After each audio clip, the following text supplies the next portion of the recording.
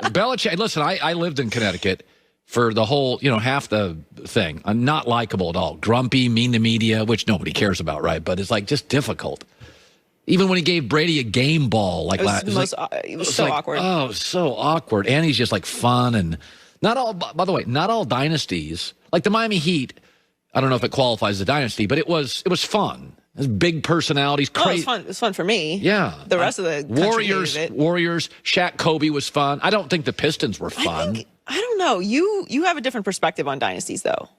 You have the ability to appreciate greatness. Most people just want to tear it down and then build it back up. Like, most people do not enjoy. All you could hear was complaining about the Warriors for years. Yeah, but they were like wonderful to watch. I don't understand. I always rooted for Tiger.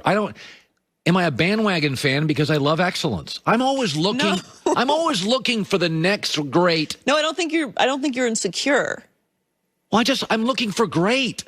Right, but you understand the mentality, of course, because you've been around a long time. The mentality is you can be great, but not too great. Once you get too great, we got to tear you down, so then you can then become great again. Like that's the cycle. So if you're not amazing, then everyone loves you. But as soon as you get like past that threshold, and they're gonna start to, it's gonna happen. It always happens.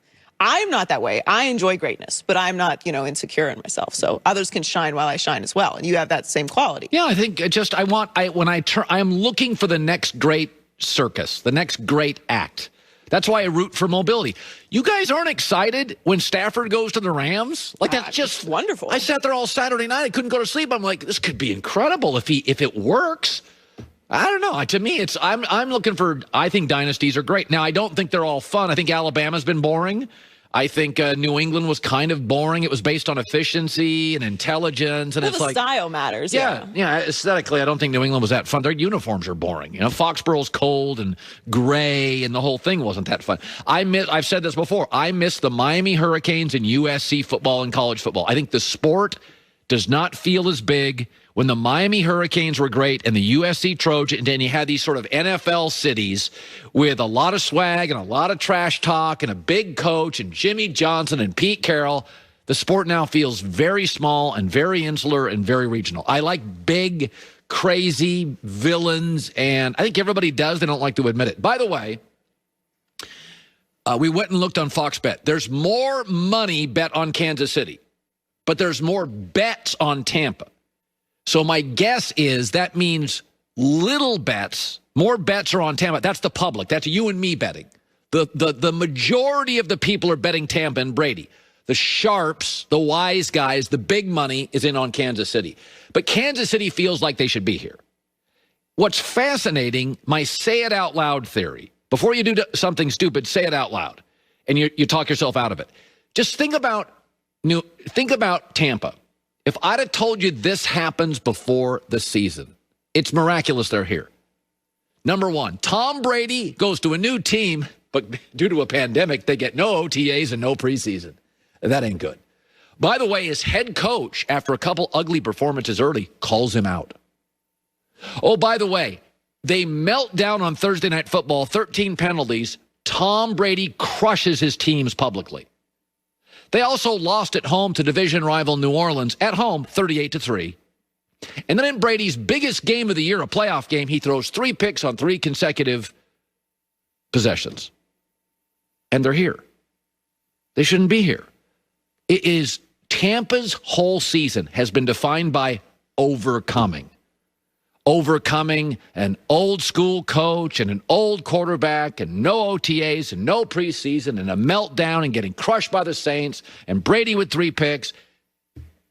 Arians called out Brady, if you want to call it that, and they're here. It's just a year of overcoming, and that's why I give them a puncher's chance against Kansas City.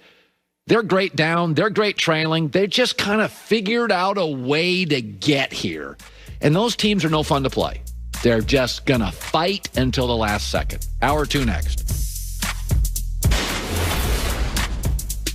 Last time Peter King was on, I was listening to some epidemiologist before, in the middle of the summer, say they're not going to be able to play football. It's just they're people tackling each other. It's not going to work. You can play hockey. You can do golf. You can...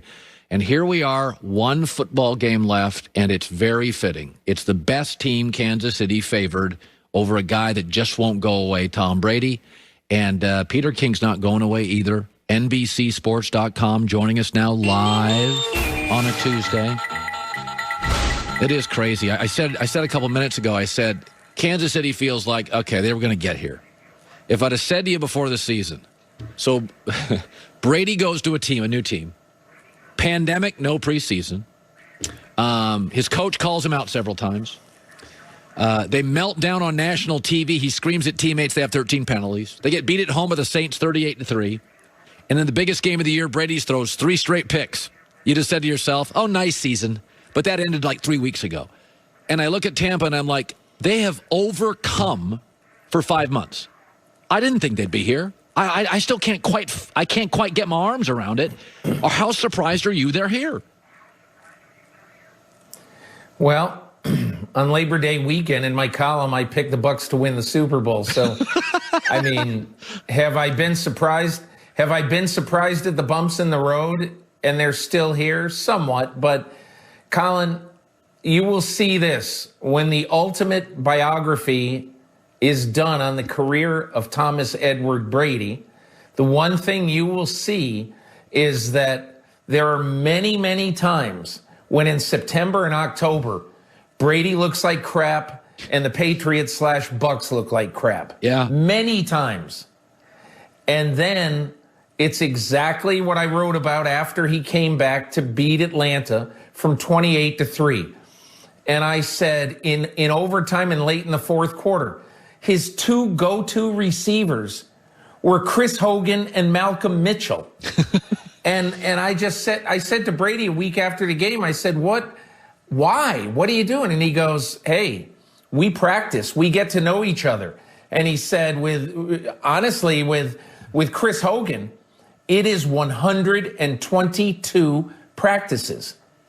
You know, that's what we've had during the year. So by the time we get to the end of the year, we're going to fit together like a pair of old gloves.